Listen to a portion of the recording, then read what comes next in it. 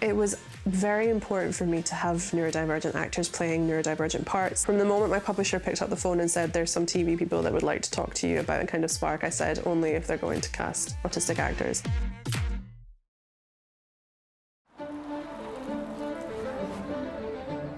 When I first read the kind of description, because we get like a little description of like the character and kind of what they want, and they give like a summary of the show, and I saw like autism in it, I literally rang my agent and I was like, hi, don't know if you know, but I'm also autistic and I really think you should know that, and also I really, really want to be in this. And I was like so excited and just kind of a bit frantic. Everything is fine. We sent like a self-tape off. That's kind of the first stage that you do with auditions. We got like a brief sort of segment of what the casting role was and what they wanted, a little character breakdown. I asked my friend to read in for it, and I really wanted to do it justice, and I think I may have slightly drove her mad because I did it about 1,000,000 times before I was happy with it.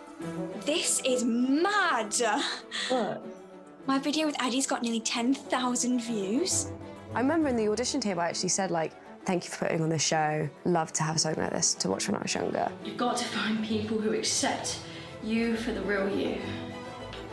I think a lot about self-tapes is you've got to sort of just bring what you think to the role. I think you've not got much to flow off, like you haven't met directors, so you've got to put yourself in that position, how you would play the role, really. Hi, and yeah.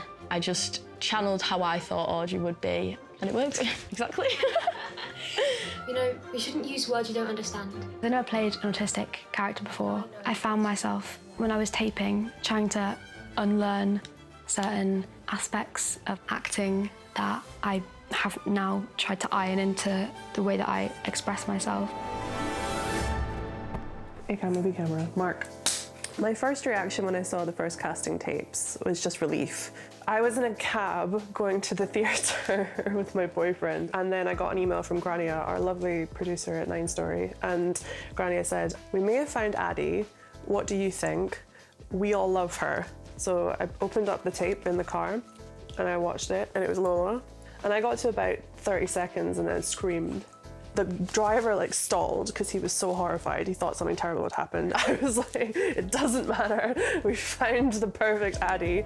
Oh, hi, Nina. What are you two still doing in here? After I sent it off, I was just like, oh, I'm so like, I just want to hear back. And then I did, which was thankfully, you know. And then I had to do like a Zoom audition. Addie looks like she's made an effort, and that means she means business. And then they called me like kind of later on that week, said like, oh yeah, like you're like the first choice of it, but we'll see, it's got to go to the BBC first. And I was like, okay. It was a very stressful day of me waiting, kind of like, okay, cool. And then on the Wednesday, they were like, yeah, that offer's been sent, and I was so excited. I literally I ordered the book straight away, and I was like, now I have to read everything. Read the book in a day, cried for a day straight, and just was like, I've got to do it. Like, I need this. Hello! Listen to those of us born in this century. Yeah, so I think I was in person then, and that was when I met Lola, and instantly she was just so sweet. Here we are again at the super creepy tree. It's very quiet here. We did the shouting in the woods scene about like we matter, and it was a really lovely scene to do. Hello, Juniper, busybodies. Give Addie her memorial. And then I got the role.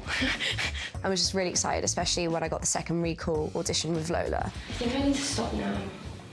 I need sleep. I was like, the connection that I have with this girl, like, I hope she felt it too. There's only one thing for it. Run! Obviously there's imagination with acting, and I think Lola brings a lot of imagination. There's a lot of empathy with acting, and I think Caitlin brings a lot of empathy. There's a lot of charisma, and there's a lot of intelligence, and I think Georgia brings a lot of that. But ultimately, all of that makes great acting, but that little bit of truth and that little bit of authentic experience just pushes a good performance into being a great performance, and I think that's what all of our neurodivergent actors have done.